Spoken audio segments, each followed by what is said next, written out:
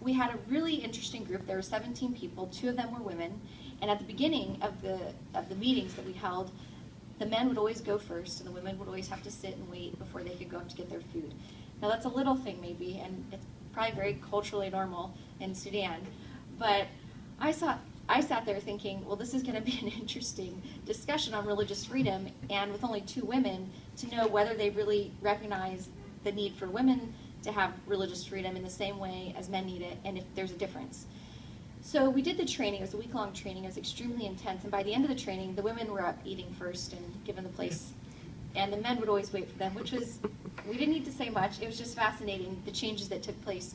But the men that led the discussion of the provision for religious freedom that they drafted by the end said that after this week, we learned 2 very important things must happen in whatever constitution takes place in Sudan, something that's not even in the one that oversaw the transition between the North and the South.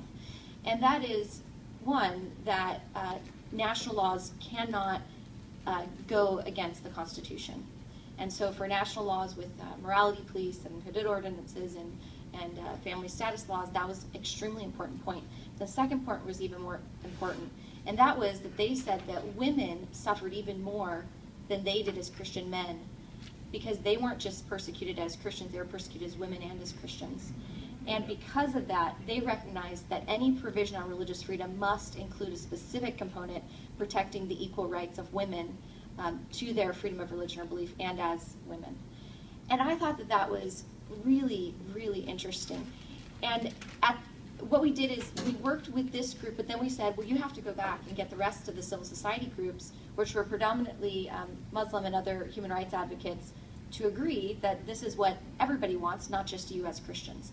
And so they did. And a few months later, we came back together with lawyers, so not just religious leaders, but lawyers across the spectrum, both Muslims, Christians, indigenous leaders from different tribes within Khartoum. And one of the leading women's rights advocates in Sudan, in Khartoum, was there. At the end of the conference, she went back to Khartoum and she had meetings with the different people within the civil society group, and she argued for the adoption of this provision that these Christian leaders had written.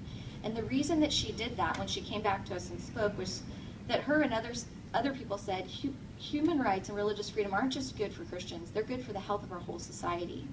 And as women, if we don't have that right, whether we believe, no matter what we believe, we will not have our human rights respected. What that dialogue really gets to the point of is that women face persecution on 2 different fronts in many ways worldwide, on the basis of their gender and on the basis of their belief.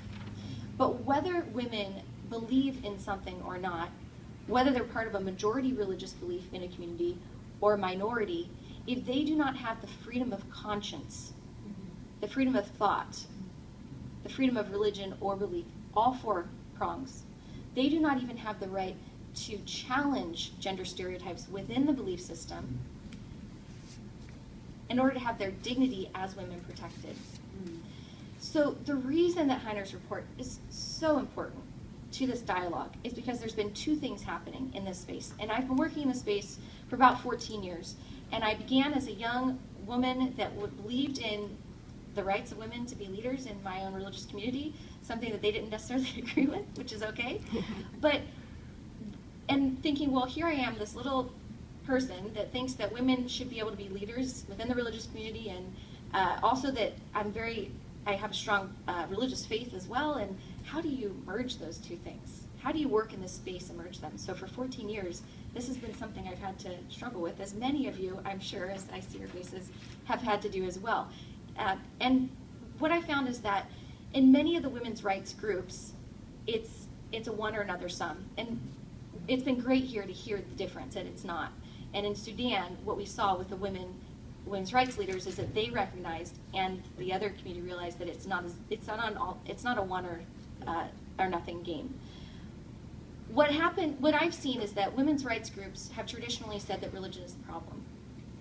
And governments have religious governments for the most part, and many other governments, whether they're secular, atheist, or religious, have said that religion is the problem. Or not religion, sorry, women are the problem.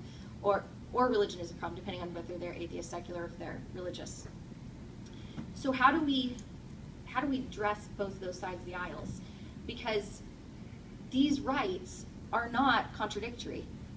Together, they ensure the freedom of every human being to live with dignity, right? So with women's rights groups that, not the ones we're here today, but many women's rights groups that say religion is the problem, we have to help them understand that, number one, there's great examples of women working within their faith communities that are actually saying that, challenging gender stereotypes, challenging discrimination. These are great examples where they say we can be women of faith and we can defend religious freedom and women's rights, and they are compatible. And the more examples that we have of that, the more successful we will be at ensuring the equal rights and dignity of women worldwide. But it's something that we have to challenge because there's a fear of religion in many women's rights groups. Second component are governments. And so for those of you that were there yesterday, you could tell which countries were from one part of the world and which part from the other because they would ask questions that basically said, well, we need to protect religion. And religious freedom is about protecting religion, which is what Heiner said earlier. There's a fear of the rights of women because their religious perspective is, well, we have a certain way that women should be treated within our belief system or should act within our belief system. Well, we know that that's not true because within religious systems, as Heiner explained yesterday, there are many divergent opinions. There are many different views within every faith over the role of women within those communities. So that is why, regardless of whether we're working on with women's groups or governments across the aisle, we have to understand this principle of conscience is critical. Because if women have that freedom of conscience in any society, they have the freedom to support religious views that they think, yes, I believe in a community that says women should have a certain role, and that's okay with me. And we shouldn't be afraid of that. But women should also have the freedom to dissent if they want to dissent. So if we protect that right for women, the freedom of thought, conscience, religion, or belief, then there's nothing to fear, to be afraid of.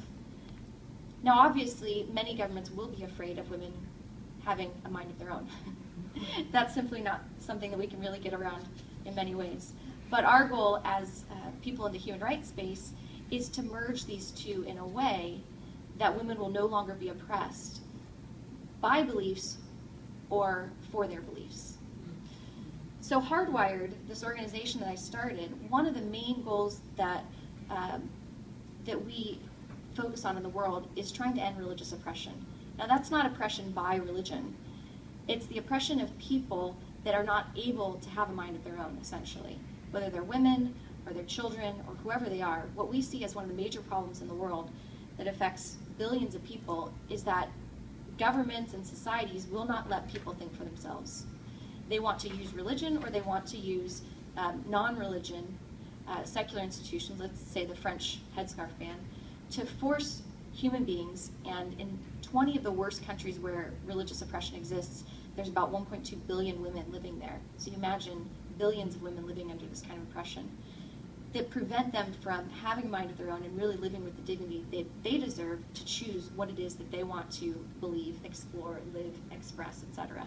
So that's what Hardwired's mission is. We want to end religious oppression, and we believe that with 1.2 billion women living in 20 of the worst countries where this exists, we have a pretty big task, and freedom of religion or belief is critical to ending that oppression, because if women can believe and have their freedom of conscience respected, then they will be able to work within their societies to really ensure that their dignity and the dignity of all human beings is respected.